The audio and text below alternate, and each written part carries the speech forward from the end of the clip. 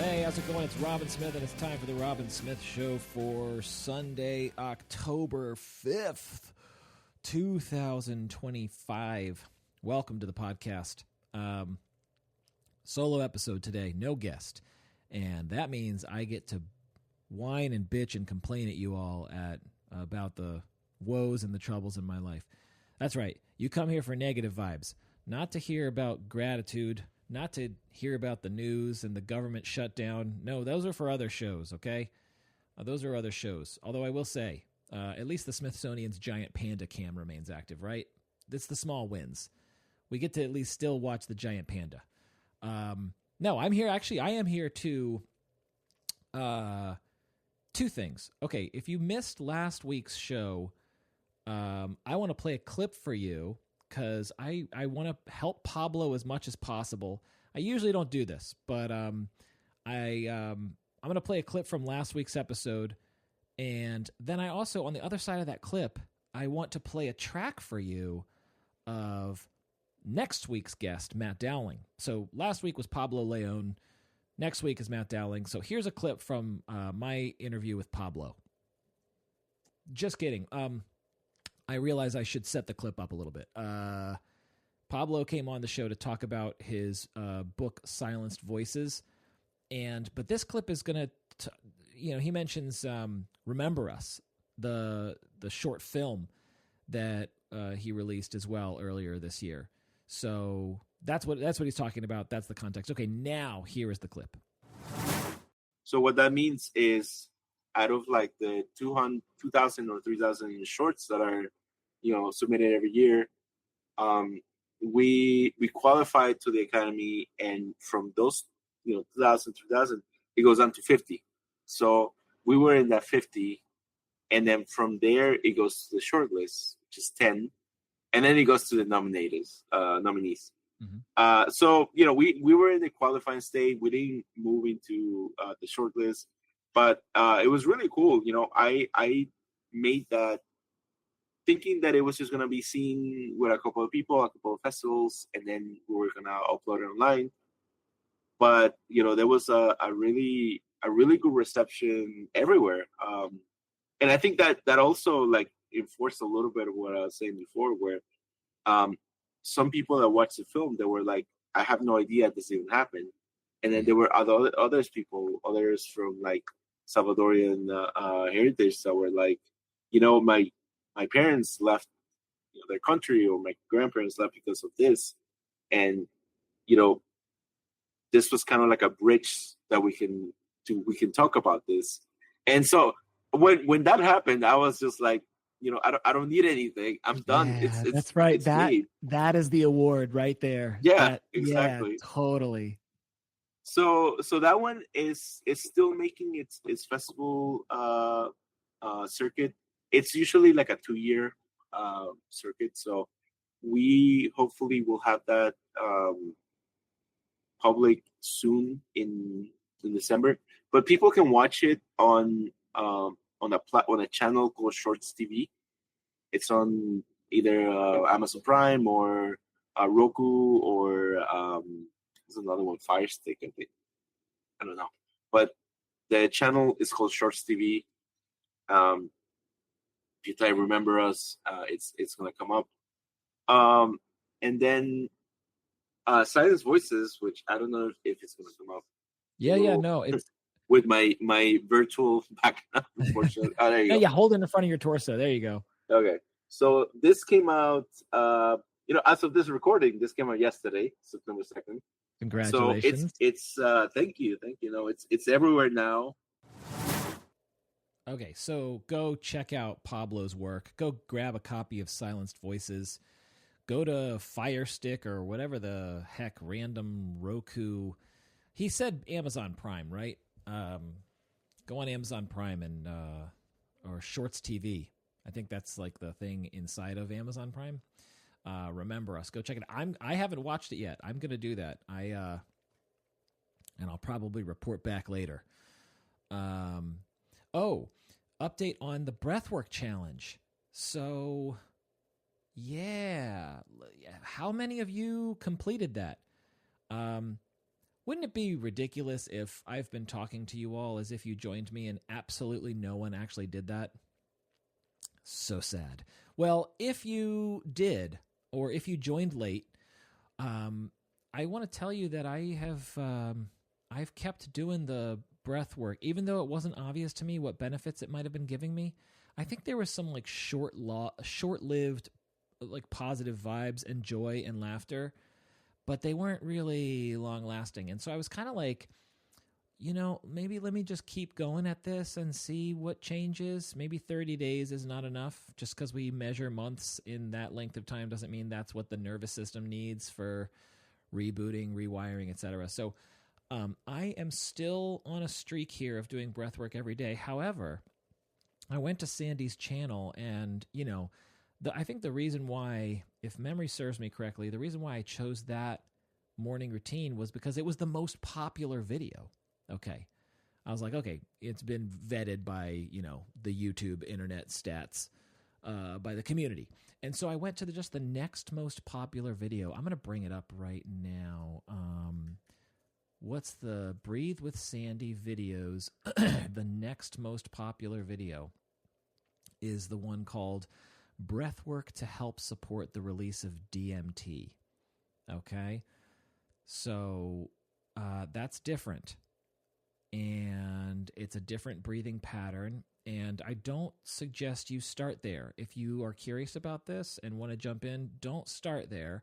However, if you've done the 10-minute morning breath work, I guess you can. You're hearing from a protector here, a manager who wants your well-being to remain intact. Be warned, there's obviously medical disclaimers at the end of the show, but I guess my recommendation is that you don't just start there, but I don't know. I don't know what I would have felt doing it if I hadn't kind of prepped up to it, but it's a different breathing pattern. And my gosh, it is, I'm not experiencing DMT hallucinations, but I think I probably have protector parts inside of me that are like, we're not going to let that happen. Just like when I did ketamine, and the first time I did ketamine, the intramuscular IFS therapist retreat ketamine experience. I've talked about that on the show, but nothing really happened. Not a lot happened. Not that I'm aware of. In my conscious, maybe unconscious processes were happening, but in my conscious awareness, not much happened. And I think the same is happening with these breathwork experiences. However, I have to imagine at the biological level, the physiological, your oxygenated, hyper-oxygenated rich blood is doing something good for at the cellular level. I don't know, but I'm going to stick with it and I'll report back. What else I want to say here? Oh, so I'm going to play, I'm going to ramble about what the fuck is going on with Monumental Sports Network and YouTube TV, okay? I'm aggravated, but I'm not going to do that. I'm not going to subject you to that until after the other side of this clip here. So next week on the show, I've got Matt Dowling. And if I was more organized, I would have brought up his bio. I don't have it here for some reason. Okay, there we go. I pulled up the bio. So Matt Dowling is the Chief Scientific Officer and Director at MedCura team. And we talked about his undergrad experiences in chemical engineering and how he co-created the company Gel-E. And, that got renamed to MedCura, but it's a biomaterial platform. And Matt talks about his work researching and raising grants and developing this technology. What's cool is if you go to a CVS or a Walgreens, there is a product that his team developed and passed regulations. And it's pretty cool how he's been able to jump through the FDA clearances, and he's got 2 breakthrough device designations, 28 different issued patents. And so he's accomplished a lot in this line, but I originally wanted him to come on to talk about his band Swoll. Okay, so I'm going to play a clip from the interview, and then I'm going to play a track from his band Swoll. And I shared a track in the last solo episode. That was Scar off of the new album Avoid Attach. And this next one is it's The Wind at Night. I'll tell you what, since I'm talking about that, let me play the song first. This is Swoll, The Wind at Night, and then on the other side of that, I'll play a clip from the episode that's coming up next week. Okay, enjoy.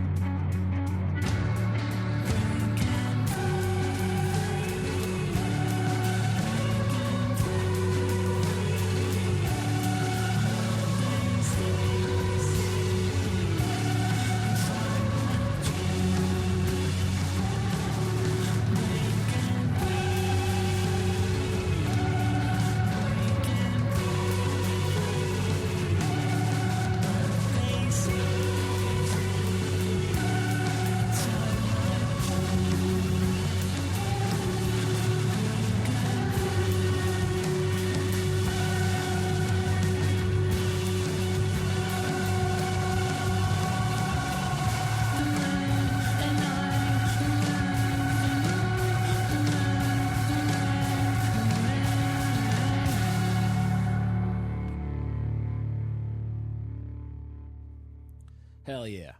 Okay, so that's Swoll. That was The Wind at Night. And go to swollmusic.com/shows for upcoming shows. Just go there. Go there and watch the music videos.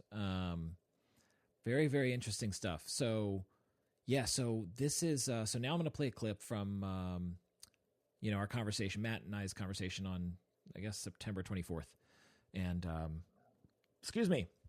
This is a sneak preview of the upcoming conversation that I'll release next week. And then on the other side of that, I got some bitching to do. I was in this rinky-dink little incubator building and didn't even have a lab at that time. It was just one small office. But I was sitting there writing grants, like there was no tomorrow. And also doing work on the technology still at the university. Then I did get my own lab space and just did a ton of work on hydrophobically modified chitosan. If you Google my name and chitosan, probably the first thing that will pop up is hydrophobically modified chitosan, which means putting these. If you think about hydrosand or any polymer is like a spaghetti strand. That's kind of how you have to think about it. We put these little grafts along the backbone that are hydrophobic, or a simpler way to say it is fat groups.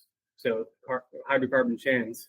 And what those hydrocarbon chains do is they want, in the presence of water, they want to associate with themselves or associate with other hydrophobic things. And it allows these spaghetti strands to self-assemble into these structures. And that's the core reason why it works to stop bleeding. Very cool. Yeah, I just, this might seem like a nonsense detail, but you were saying you were in this rinky-dink incubator.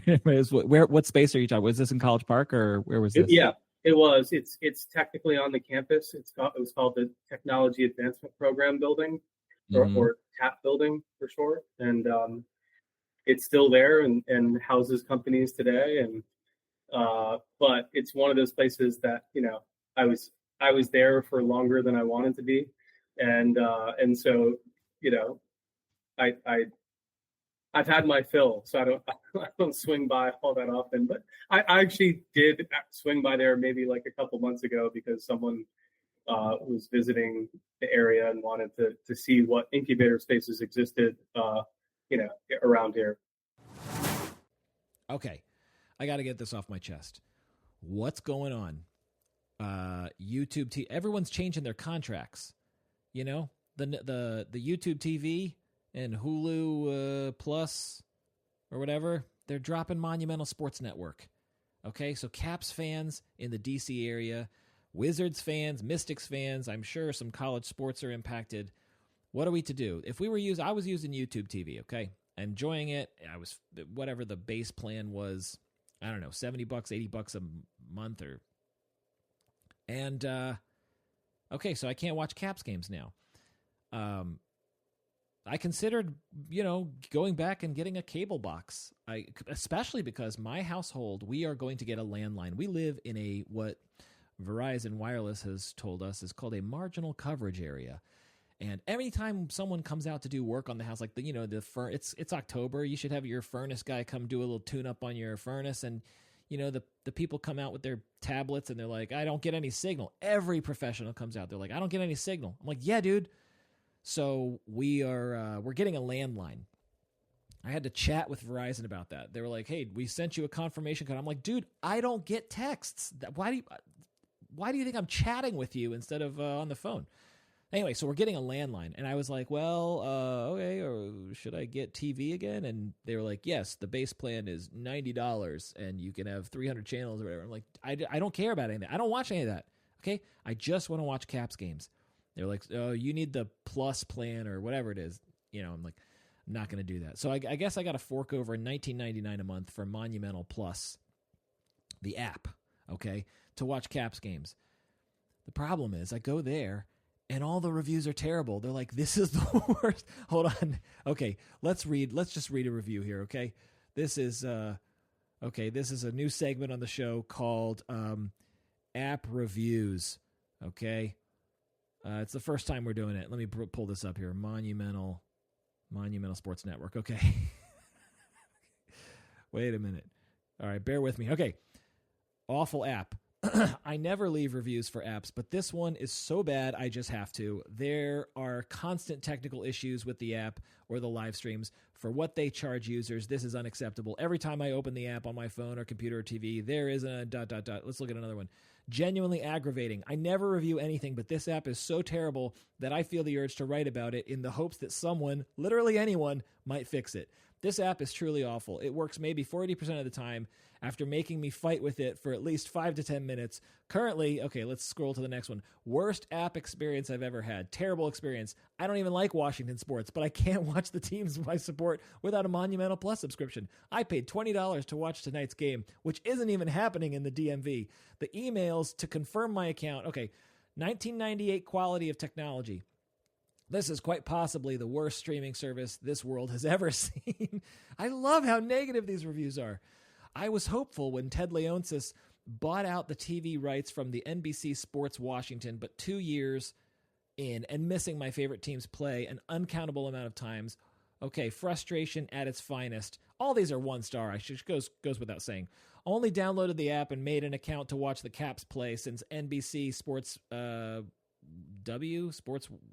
I don't know what the W stands for, was bought out. I have only experienced frustration with using this app in the scant few preseason games I've watched. Not only is this app not compatible. All right, I'm gonna stop right here. The next one says saying goodbye. It's another 1 star. All they are 1 star reviews. Now the average is, I should say, these are the most helpful reviews, and the app has 2.5 thousand ratings, and the average rating is 4 and I don't know, a quarter of a star. Can you even give quarter of a star? Anyway, so this is what I'm going into. I plan to pay for this subscription.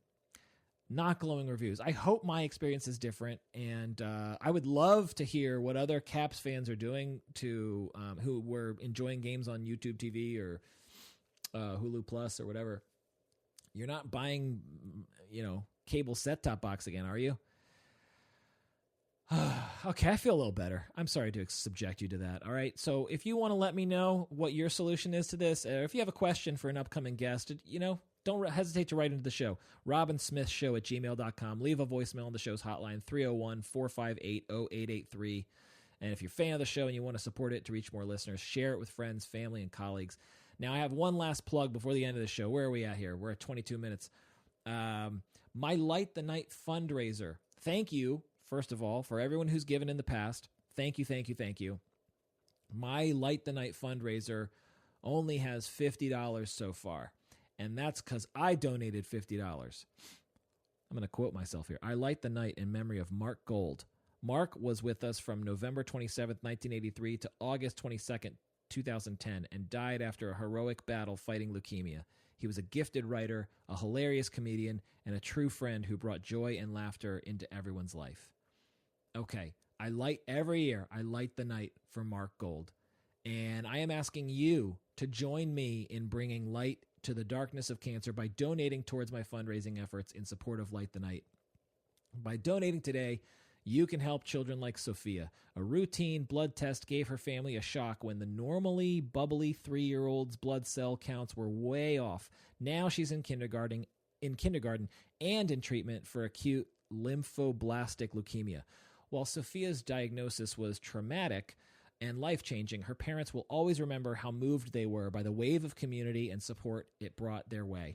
You can be a part of this community for blood cancer patients through your support of Light the Night. Money raised allows our organization to fund treatments for patients who are suffering from all forms of blood cancers. This is from the Leukemia and Lymphoma Society, I should say. Okay, I walk for Mark, and I'm on Team Zavodowski, and we have a team goal. The team total is 1,000 so far we've raised, and the team goal is 8,500. But I'm just asking you to meet my goal of 350. Okay, so we are 14% of the way there, and it's all month long. Every episode, I'm gonna talk about it, and I hope you can join me in donating. Give time, talent, treasure is what they say, right? It'd be awesome for anyone to come out as well to the walk. So the Light the Night walk is Saturday, October 25th at the Rockville Town Center. And that's the show. Okay, that's the show. Thanks for listening. And I will bring you my episode with Matt Dowling next week. Take care of yourselves and be well. Take care. The Robin Smith Show is produced by me, Robin Smith. Executive produced by Robin and Kelly Glenn Smith at Team Robley. Theme song by The Very Small. The show is engineered by one of my alters, Games Nabisco. Listeners can get in touch by calling or texting the hotline at 301-458-0883. Messages can be sent to robinsmithshow@gmail.com. Don't forget to follow the show on Instagram, Facebook, and YouTube. Disclaimer. This podcast is for general information purposes only and does not constitute the practice of medicine, psychotherapy, or other professional healthcare services, including the giving of medical advice. Note: no therapist-patient relationship is formed. The use of this information is at the listener's own risk. The content of this podcast is not intended to be a substitute for professional medical advice, diagnoses, or treatment. Listeners should not disregard or delay in obtaining medical advice for any medical condition they have and should seek the assistance of their healthcare professionals for any such conditions.